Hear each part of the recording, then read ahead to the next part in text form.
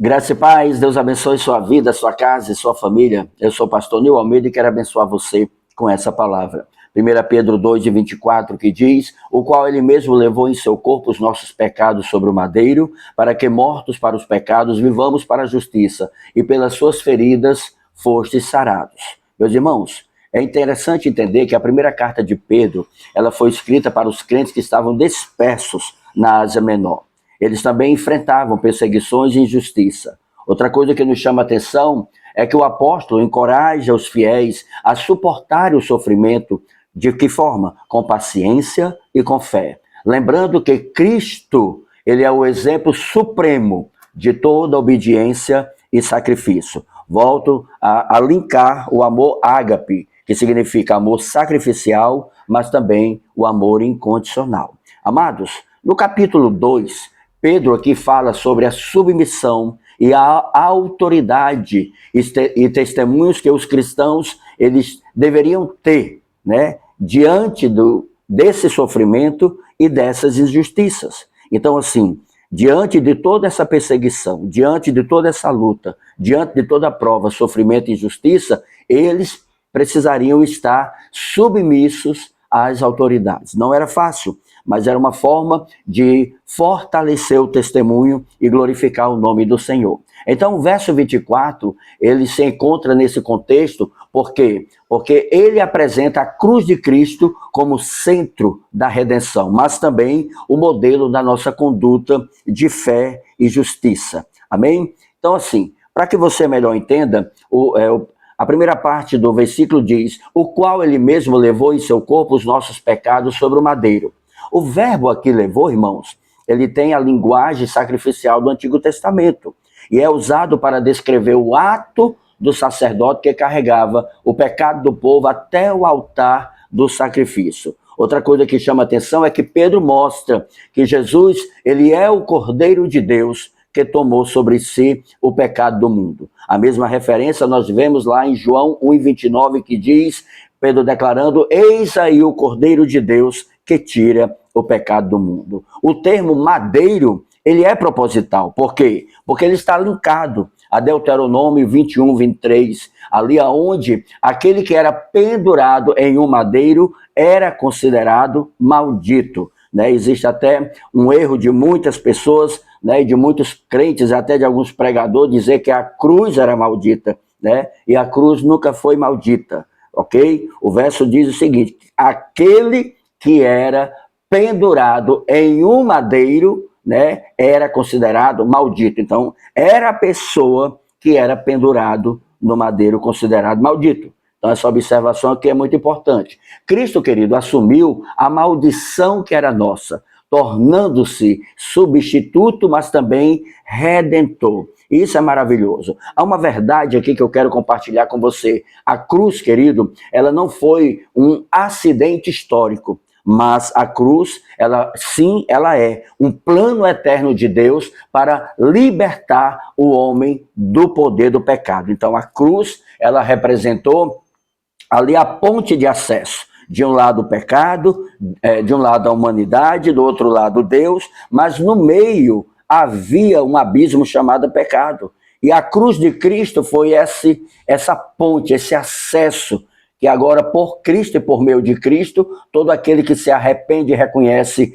realmente os seus pecados e em Cristo reconhece o seu senhorio, esses vão de fato, né, ter o perdão dos seus pecados e uma nova história em Cristo. Então ele continua no verso dizendo: para que mortos para os pecados, vivamos para a justiça. A expressão mortos para o pecado, queridos, indica uma mudança radical da natureza e propósito. Então, em Cristo, o crente morre para o domínio do pecado e agora ele nasce para uma nova vida de obediência e de santidade diante de Deus. Segundo Coríntios 5:17, ele diz: portanto, se alguém está em Cristo, nova criatura é. As coisas velhas já passaram e eis que tudo se fez novo. Louvado seja Deus. Então nós de fato morremos para o pecado e temos agora uma nova vida em Cristo. Então viver para a justiça significa viver conforme o caráter e a vontade de Deus.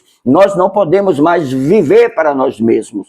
Nós não podemos mais viver, querido, sabe, fazendo aquilo que nos dá vontade, seja de forma de desejos, seja de forma de planos, enfim, precisamos estar lá em Romanos 12:2, quando ele diz, mas transformai-vos. Primeiro Paulo diz, né, e não vos moldeis aos padrões desse mundo, mas transformai-vos pela renovação do vosso entendimento, para que experimenteis a boa, agradável e perfeita vontade de Deus. Quando nós aplicamos isso em nossa vida, irmãos, é interessante que quem foi alcançado pela cruz de Cristo não pode mais viver na prática do pecado, mas deve refletir, primeiro, a justiça, o caráter e o exemplo do Senhor Jesus Cristo. Então, quando ele, terminando, ele diz, e pelas suas feridas foste sarado, Pedro aqui cita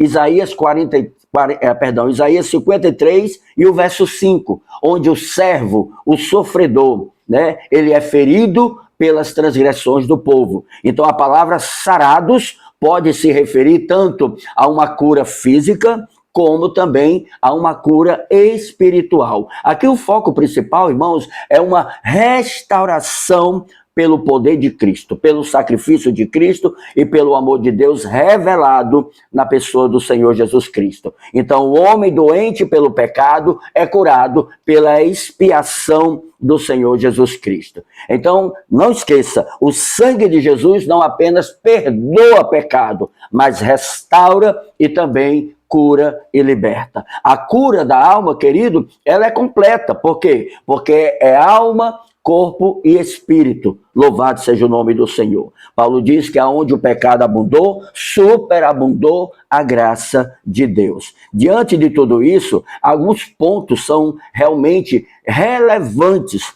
e nós devemos praticá-los. Primeiro, a cruz é o centro da nossa fé. Não se esqueça disso, querido. Existe muito tabu a respeito de cruz, muito tabu mesmo, e temos que entender. Então, a cruz é o centro da nossa fé. Cristo levou o pecado para que o crente vivesse livre da condenação. Amém? Então, lembre-se disso. A redenção é substitutiva. Ele tomou o nosso lugar, pagando o preço que era devido. Aleluia. Era o preço da nossa culpa. A salvação exige uma resposta ética. Fomos salvos não apenas para escapar do inferno, mas, acima de tudo, para viver uma vida santa, justa e com Deus.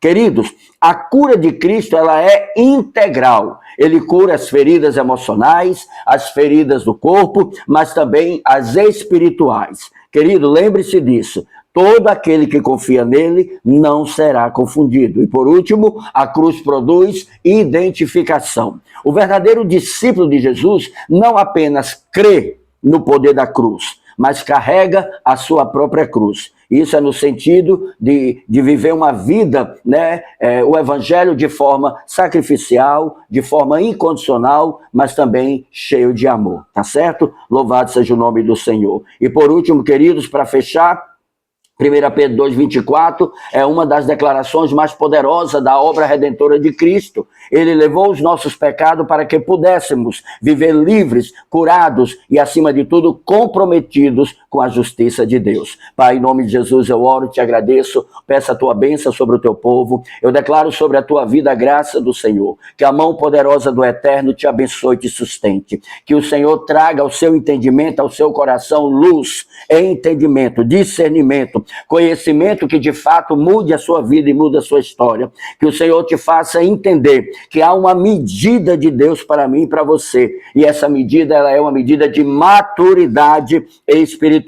Então eu oro em nome do Senhor Jesus, que o teu coração seja agora visitado por uma graça, por uma unção de Deus, para que você não só saiba, mas tenha autoridade para praticar. Jesus é o modelo e devemos refletir esse modelo. pedindo. Pai, toma em tuas mãos cada vida, cada família, cada lar, abençoa, protege, livra de todo mal. Senhor Jesus, que possamos ter testemunhos dignos, Senhor, frutos dignos de arrependimentos para a glória do teu nome. Seja conosco e nos abençoe. E não se esqueça, há um Deus dos céus olhando para você, há um Deus dos céus preocupado com você e há um Deus dos céus que ama você. Deus te abençoe, compartilhe com quem você ama, se inscreve no canal, deixa um comentário e abençoe a vida de alguém com esta palavra. Um abraço e a paz.